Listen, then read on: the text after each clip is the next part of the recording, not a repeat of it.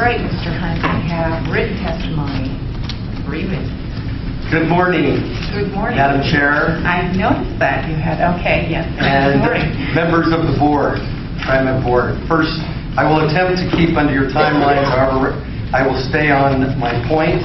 However, I do recognize and represent 2,500 members, unionized members, and the 2 lift groups operators that are transporting our disabled and honored community. My name is Jonathan Hunt, and I am the president of the union representing Trimet employees in AT 757. Trimet claims it is facing a 2013 budget shortfall of $12 to $17 million. Management talks about this all the time and continually asks the public for help determining how to cut costs. At the same time, Trimet has told the elderly and disabled community to expect future fare increases. They are scared because most of them are in fixed incomes, as we've heard today. And more importantly, fare increases for this population of users is not necessary. What we see is that Trimet's Oh So We're Broke campaign is merely a ruse to point the fingers at the Trimet union workers, who Trimet claims is overpaid. What Trimet is keeping from the public is the fact they could cut their projected budget shortfalls by more than half, and they can do it today.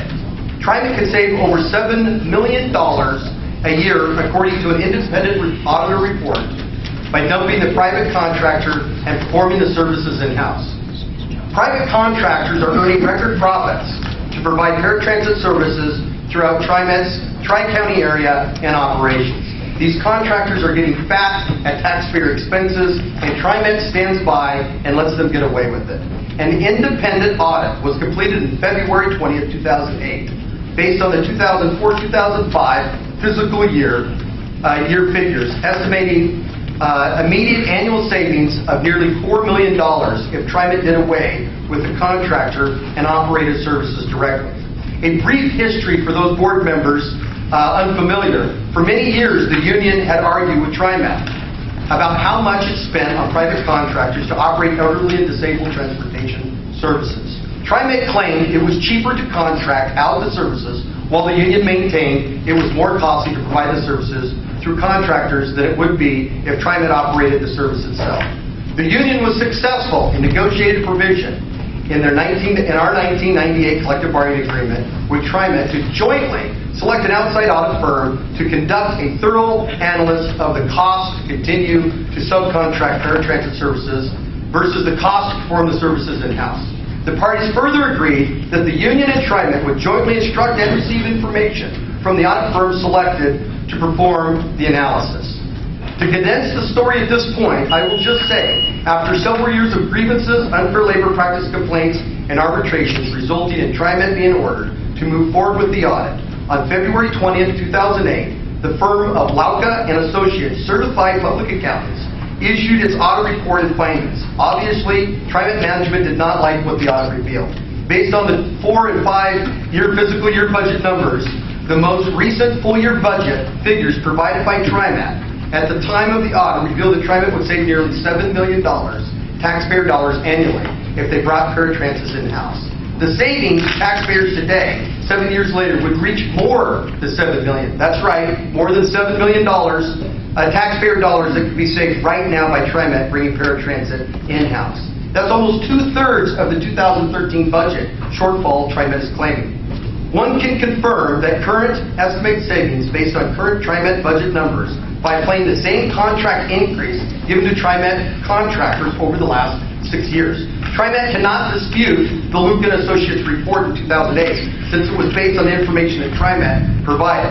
Should they dispute the current projected savings of over $7 million, the solution is easy. Provide the audit firm with an updated budget information, and since the audit model has already been created, current savings would be easy to be calculated and give the taxpayers a clear and true picture as to what Trimet could save by bringing paratransit in-house. And let's look at another reason. Trimet is bringing its paratransit operation in-house. In Straight Talk interview recently, Trimet General Manager Neil McFarland said strikes don't work for anyone. Yet McFarland refuses to force his paratransit contractors to arbitrate their current dispute as required by federal law, and strikes in over 2/3 of Trimet service areas could happen at any day now. If McFarland is going to talk the talk, then he needs to walk the walk. Strikes would not be an option if paratransit services were performed in-house. Another area where Trimet could immediately save taxpayers are around $5 million to revert back to 2006 numbers of management positions at Trimet. It is estimated that the new non-union positions at Trimet have grown by more than 128 since 2006, while the numbers of unionized jobs that they supervise remain fairly consistent during the same period.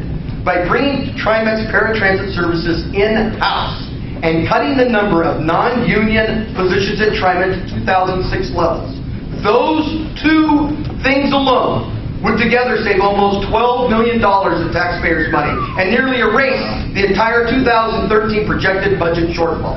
We are calling on the Trimet Board of Directors to take the lead and the opportunities available to you to erase the Trimet's projected 2013 budget shortfalls.